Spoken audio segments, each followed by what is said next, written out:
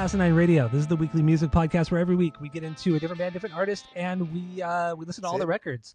We rank them from worst to best. We give our biggest banger from each of them if we got them, and we try to have a good time doing it. My name is Tyler. Way out there, hundreds of miles away, is Jeff. While you're listening, go to Spotify, Apple Podcasts, give us 5 stars. Tell all your friends. If you're watching on YouTube, smash that subscribe button.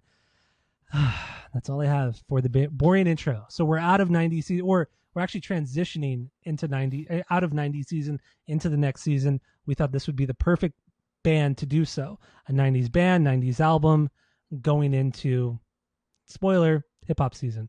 So there you go. So that's what we're doing next, hip hop season. Doing it in decades though.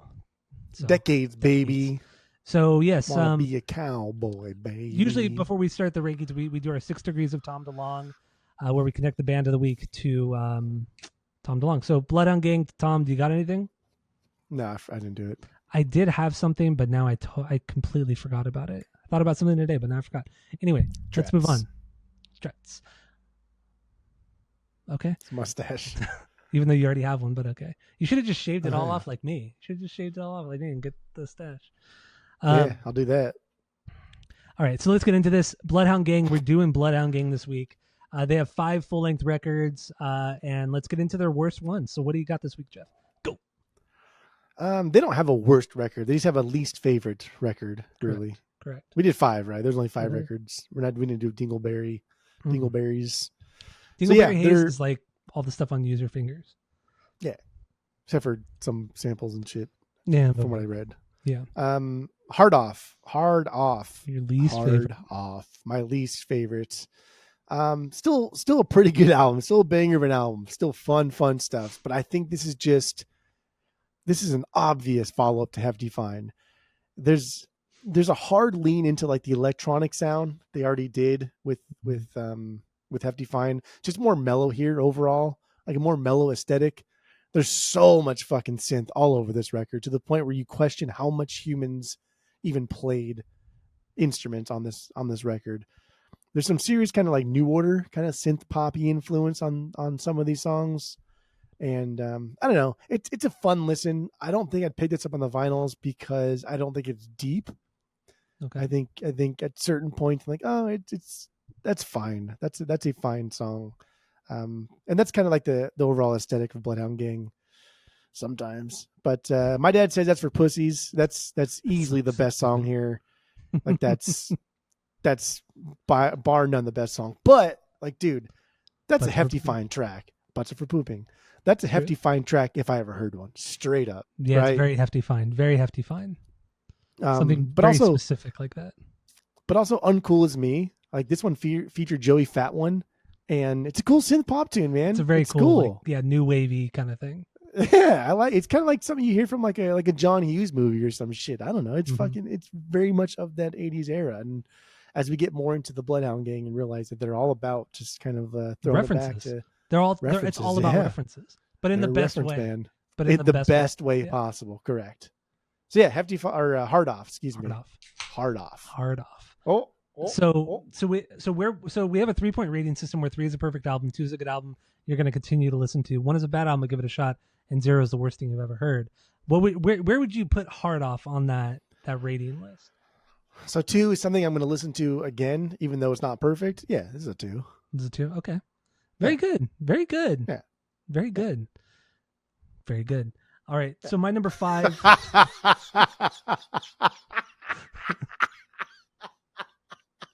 That was 3. Stupid. Why did you say it 3 times? I don't know. Anyway, my number 5 is Use Your Fingers, their first album from 1995. I don't have this on vinyl. I won't get it on vinyl. I like it, but I do have the single for Mama Say, which this is my banger off the record. It was $1. It was free. I got it for free. It was free.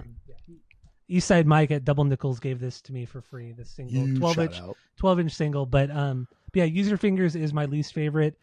This is just straight hip hop oriented. This is before they were like a real rock band. It was pretty much just Jimmy Pop and another rapper, Daddy Longlegs. Lupus was played guitar on a few tracks. There's some drumming on here as well, but it's mostly hip hop. But it's very like production wise, it's very bootleg. It's very cheap sounding, which is not a bad thing. The lyrics are all there. The lyrics are all fucking there. But I don't really like Daddy Longlegs. I don't like his vocals. I don't think he's as witty as Jimmy Pop. He's just not as good in the end. So Use Your Fingers is good. I don't go back to it too often, but it's still solid. So I'd still give it a 2 out of 3. But yeah, I don't know. Just it's good. Whatever. They just have better records. Like I rarely ever put this record on ever. It's still a 2? It's still a 2, yeah. Because it's still a 2. Still listenable. Good.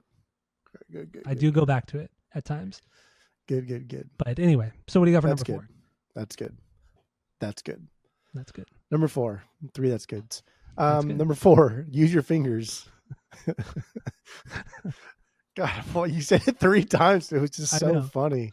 I don't know why. I thought that was really funny. That really tickled me. Clearly. Use Your Fingers. That's my 4. Still a solid record. Something that's kind of wild to even think that was put out, right? This is put out by Columbia Records. Mm-hmm. This is 1995. Like some pretty big albums came out the year before. Like there's some pretty monumental albums that came out in 94, not just in the rock realm, but also like hip hop, right? Like Illmatic had just fucking dropped. And so Columbia Records. Chronic came out in 94 too. Columbia Records put this shit out and they cleared these samples. No, these crazy, samples got cleared. There's a lot of samples on here. That means Columbia Records like put money to clear these samples, and that's fucking wild for this. Yeah, for this sound. Like, and you agree with me? Like the sound of this record, the production of it, it's very low, but it's very low budget. Yeah, like it does not sound good. And like comparing it to like Paul's Boutique, which is very sample heavy as well. Like it's night and day. It's night and day. I think the difference between like this record and a lot of like sample heavy records in hip hop is when there's a sample heavy record in hip hop like Paul's Boutique, it's there are songs that are there and how can we incorporate samples into them? Whereas this record seemed like here's a sample, how can we write a song around this specific sample and make it sound like we wrote this sample? Yeah. And that's what this kind of record is. It's just like guys that like hip hop, but they're also just like fucking rockers. Because they are party, but I cannot fucking believe like they got this shit cleared and Columbia gave these people fucking money for this. But I think it's amazing. But also with Use Your Fingers, because this album flopped. It absolutely flopped, and Columbia like kind of were being dicks about it because it obviously flopped and they lost money from it. So Daddy Longlegs and the other guy, the DJ, I forgot the DJ at the time, they ended up leaving the band at that point. They were pissed off at Columbia for essentially dropping them. So they got pissed and left. Yeah. And Jimmy Pop was left on his own, and then he created a fucking band around him, which is rad too. Fucking love it. So good. I mean, I'm glad they left because had they not left, we wouldn't have gotten everything else, that came along with it, came after this. This record is just essentially like a glorified like License to Ill is what it is.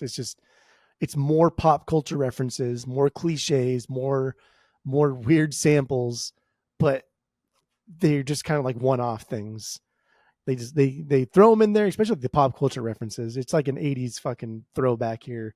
And for anybody that grew up in the 80s, which like we didn't, but people that grew up in the 80s, they will get all of this. This is something that should have came out like 91 for the amount of 80s shit that is references, but they don't stay long enough. They don't linger long enough to get tired of those references. They're kind of like in and out, done. But that's the genius of Jimmy Pop though. Yeah. I mean, like he wears wearing your influence on your sleeve, right? Mm-hmm. That's cool. It's a really inventive album in the hip hop category because this is something that we haven't heard since like Run DMC, since the Beastie Boys did this kind of thing, but it's so immature and therefore it's not appealing to the masses. But You're Pretty When I'm Drunk, that was my favorite. Mm-hmm. That was my favorite song and still my favorite song from this record. And at one point he does that corn scat where he makes fun of like the corn thing. It's good. That's good. That's good. God, he's so good at making fun of people, and he's Jimmy such Pop, a dick. Jimmy Pop is one of my favorite. He's just one of my favorite in general. He's so quick. He's so witty. We'll get more into that on the main episode. So is that all? I just cannot believe Use Your Fingers fucking even existed in this capacity. Yeah. The Columbia threw money at something that is That dude, this was never going to make it. These knuckleheads. This had no chance. These knuckleheads from Pennsylvania, like it's just crazy. It's fucking nuts. Yeah, I agree. So my number 4. Good on Columbia. Go ahead. Number 4.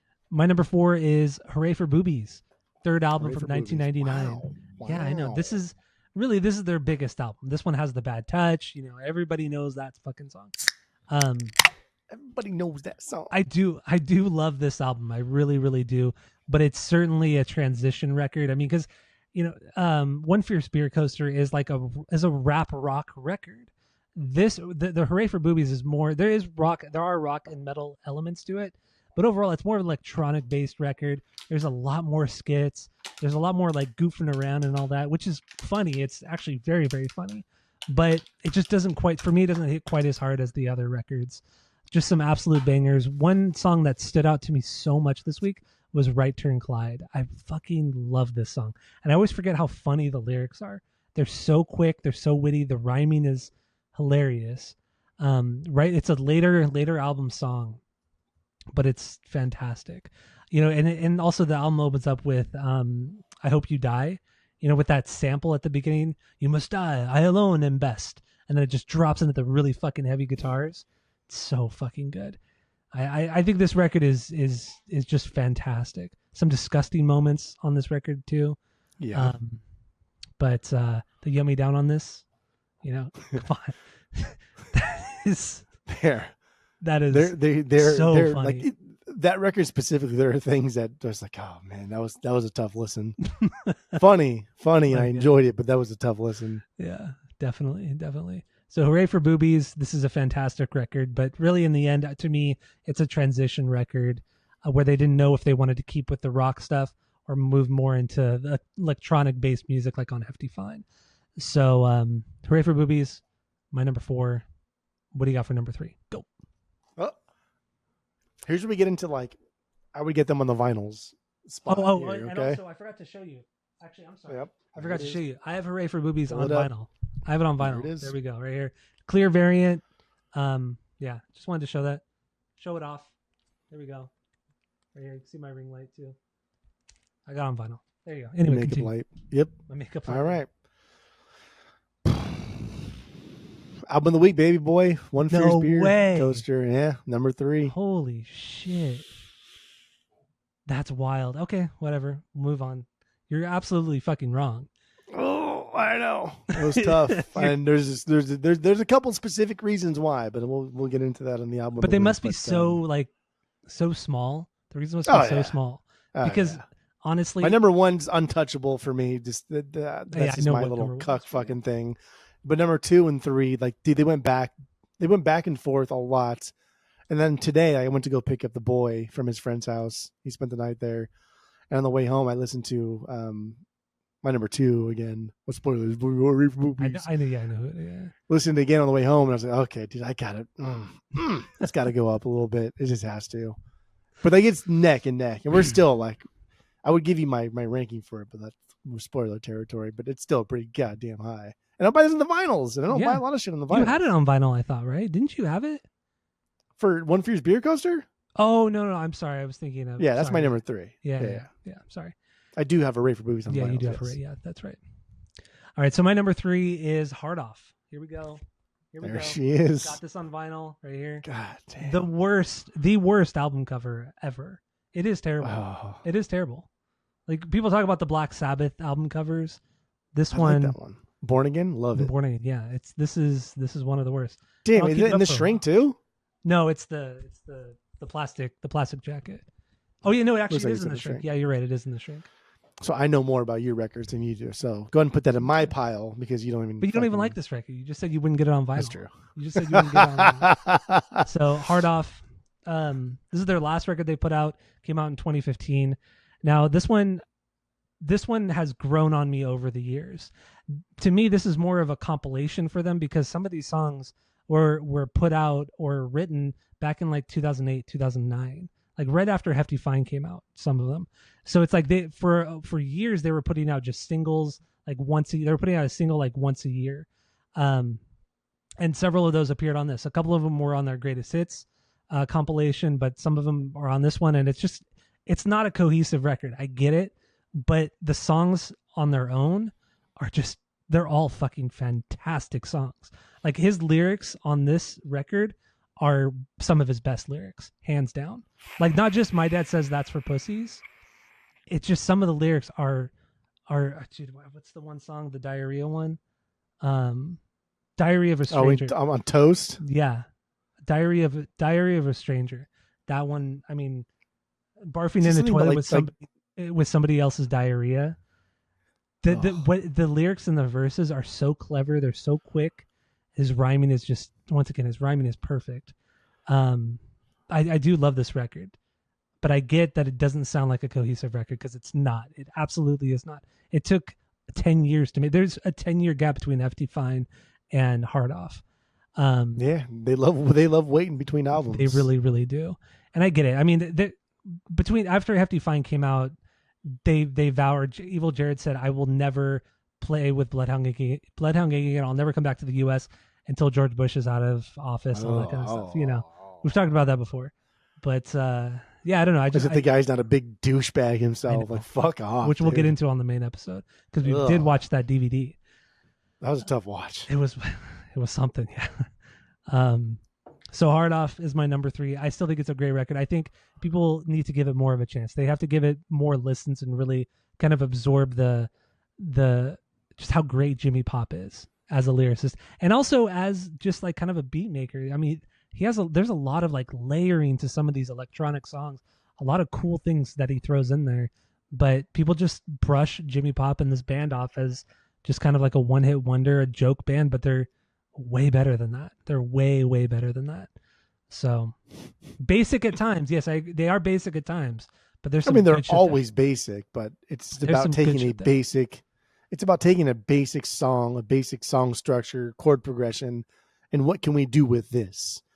And that's what music really is, right? Is just taking like a basic like chord progression. What can we do with this? But what can we do with this hip hop? 12-bar blues, isn't that fucking like everything. That's all music. What can we do with this 12-bar blues scale? Like, what can we do with this? Like, where can we go?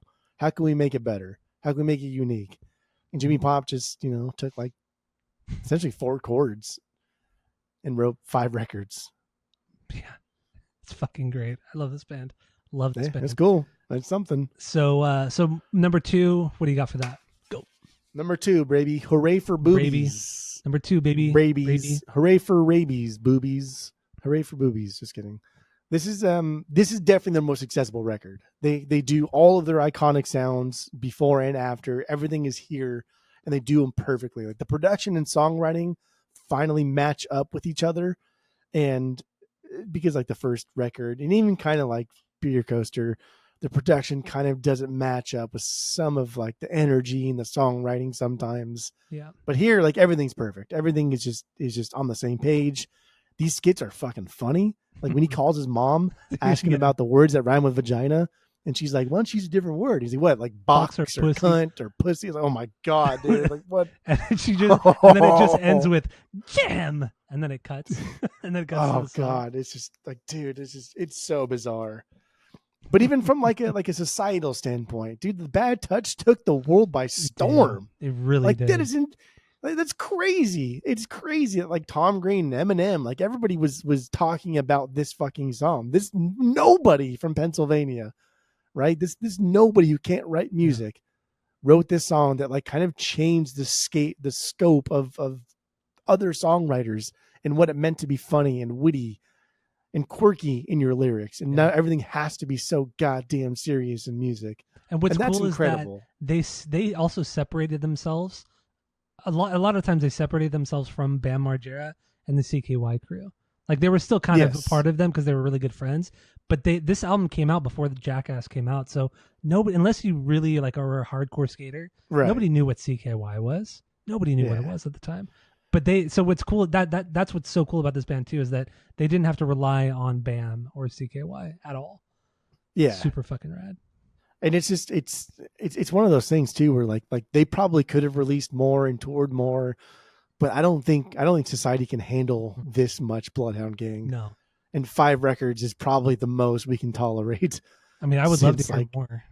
Love to hear more. Like the true Yeds are going to want to hear more, but I think society just can't tolerate this much Bloodhound Gang, and even like the bad touch, see, like that, like everybody, even like Siskel and Ebert talked about it because he name drops them, and it's just like everybody talked about this song, and it's not that aggressive of a song, but I will say, I never ever told this story, but when the first booze cruise that Ryan, Kevin, and I went on, a really weird fucking kind of older gentleman drunk guy sang this song at karaoke, and the carnival booze cruises are pretty much, if you're in like the 21 to like 28 range, you're there just to get drunk and hook up. This guy was like 40 years old, and he sang the bad touch, and when he got to the Siskel and Ebert part, he put his hands in his pants. And I remember being with like our group, Ryan and Kevin, the people we were kind of like mingling with, and we all were like, oh no, dude, no. It's like us going up and doing that now, almost. Dude, just straight no. It was even worse than that. Like the guy, that just etched in my fucking memory forever. But anyway, the song Mope. Mope is my beyond banger for this one this week.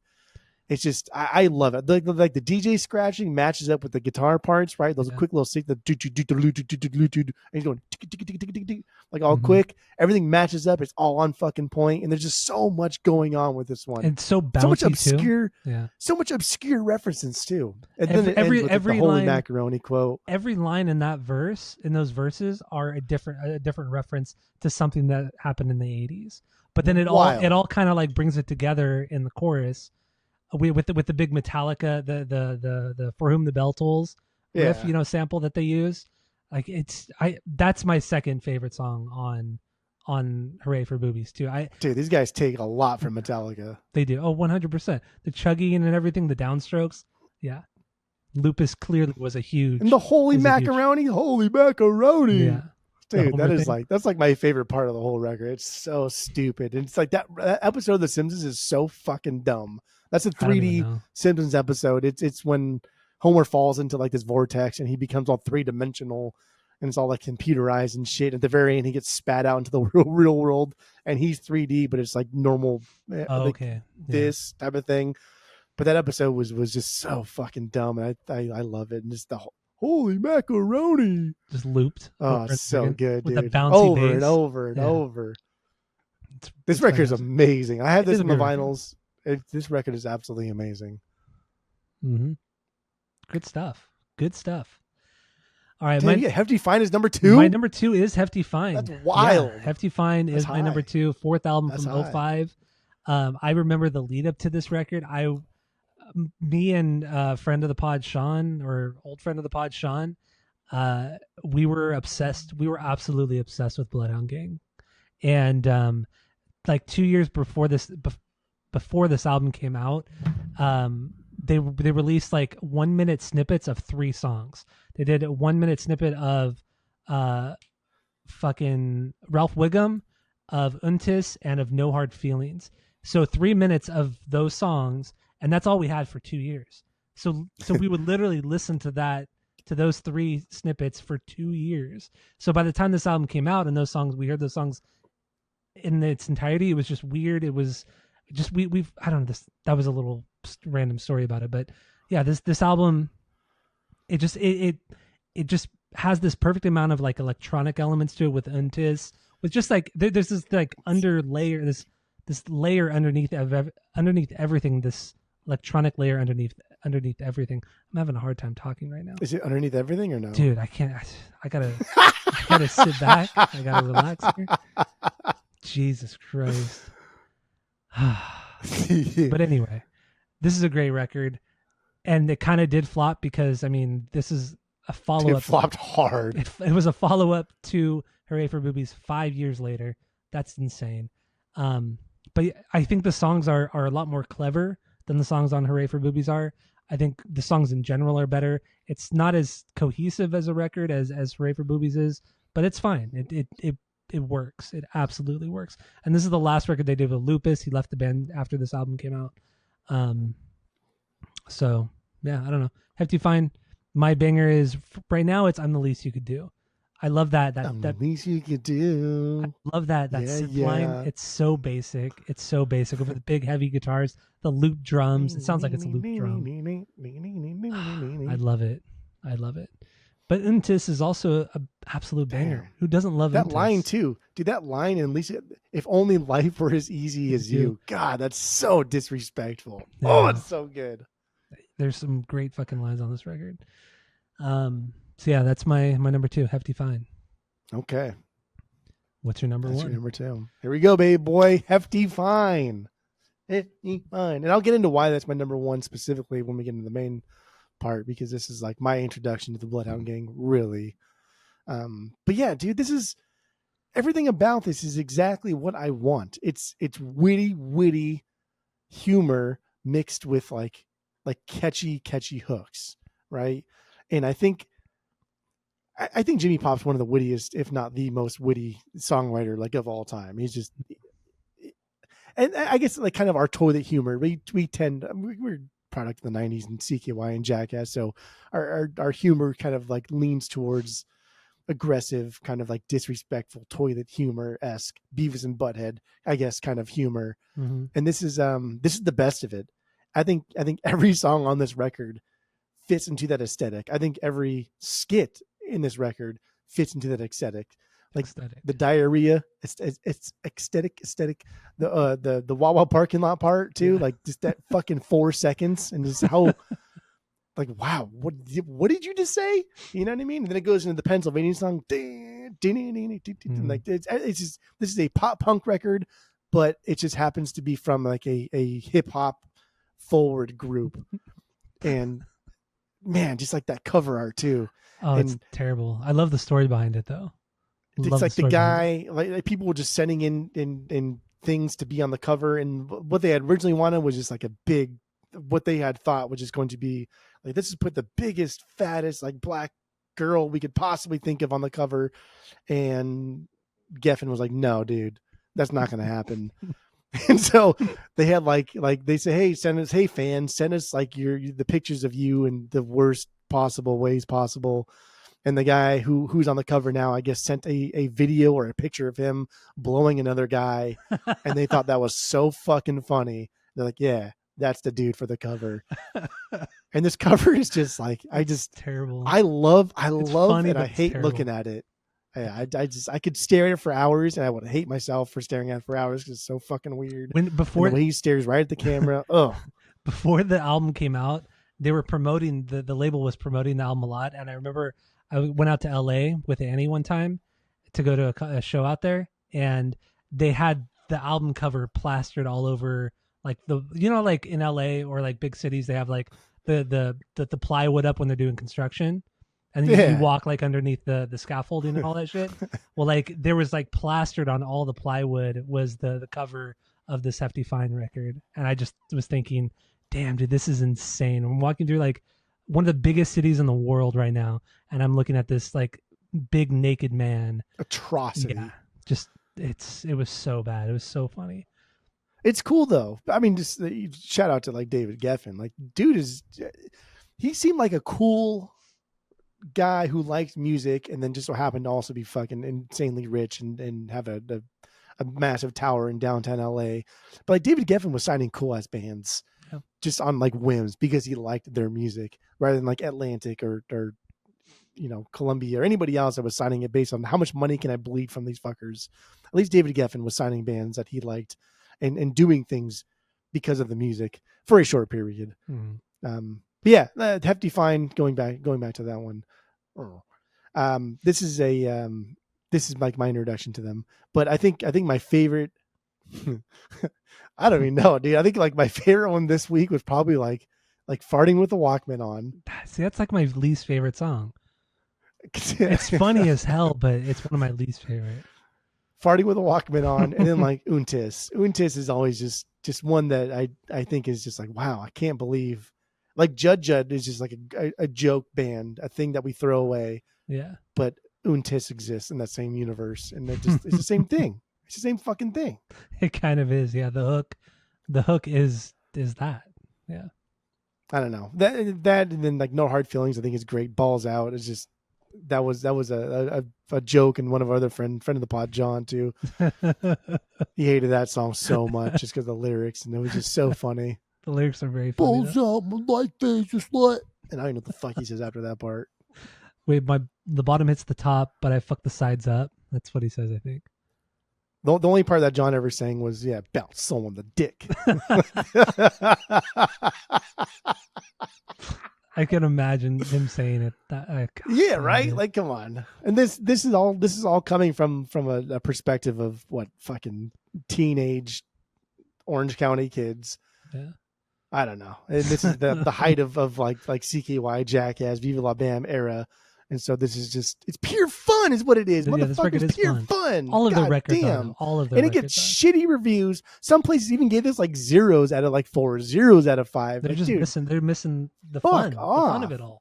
Good Lord. It's just fucking fun little music. Fuck yourself. God damn. But then like Ralph Wiggum, the whole thing is just it's fucking genius. Simpsons quotes. And like the chorus is Yvonne Niage. And I love like texting that to people. It means join the Navy. It was like the subliminal message. Yeah, it was like the subliminal message that they had for people to join the Navy. It had like some, like at the very end of it too, it was like an Indian woman and like a veil thing. And she's like Yvonne Niage. And then she was like, join the Navy. And like it would end. I was like, what the fuck? That was so weird. Good stuff. Yeah, Ralph Wiggum is really, I guess it took him a long time to write. I think it took him like over a year to write the song because every line is a different quote from The Simpsons. Although there's a couple in there that are not said by Ralph Wiggum. There's a couple in there that are said by, I think, his dad. Fuck, what's his name? Chief. Wow. Now I'm gonna get fucking chastised by Skip for not knowing Ralph Wiggum's dad. Chief Wiggum, yeah, the last name. There you go. Wow. That gif, yeah, never mind. Also on this record, diarrhea runs in the family. It's just like, dude, it's 10 so seconds, gross. And it's like this message is probably gonna sound like shit, and then you just hear him literally taking the biggest shit into a toilet, farting, everything. Every time it comes on, we have to skip it.